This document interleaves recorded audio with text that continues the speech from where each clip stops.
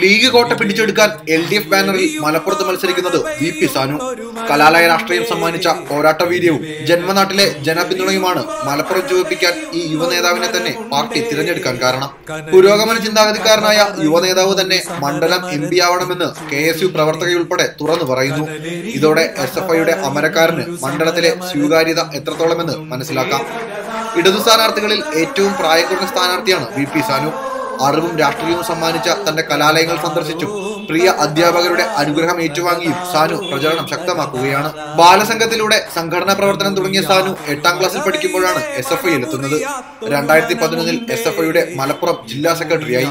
Malappuram Valanchery MES college പഠനകാലത്ത് വിദ്യാർത്ഥികളുടെ പ്രിയ നേതാവായിരുന്ന സാനു കോളേജ് ചെയർമാനായി. കാലടി സംസ്കൃത സർവകലാശാല UUC ആയും തിരഞ്ഞെടുക്കപ്പെട്ടു.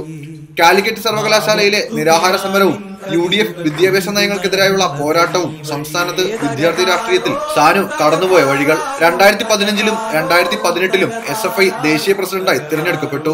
JNU വിദ്യാർത്ഥി പ്രക്ഷോഭത്തിന്റെ സമരമുഖങ്ങളിലും ഈ യുവസഖാവ് ഉണ്ടായിരുന്നു. യുവാക്കളെ ഹരം കൊള്ളിക്കുന്ന തീപ്പൊരി പ്രസംഗവും കന്യങ്കത്തിനിറങ്ങുമ്പോൾ സാനുവിന് മുതൽക്കൂട്ടാണ്. 1991 നിയമസഭാ തെരഞ്ഞെടുപ്പിൽ സക്രിയ അറിഞ്ഞ കയ്പിനുള്ള മധുരപ്രതികാരം കൂടിയാണ് ഇത്തവണ സാനുവിന് മലപ്പുറത്തെ പോരാട്ടം. ലോക്സഭയിൽ 2ാം ഊഴം പ്രതീക്ഷിച്ചിറങ്ങുന്ന കുഞ്ഞാലിക്കുട്ടിക്ക് കടുത്ത എതിരാളി തന്നെയാണ് VP സാനു.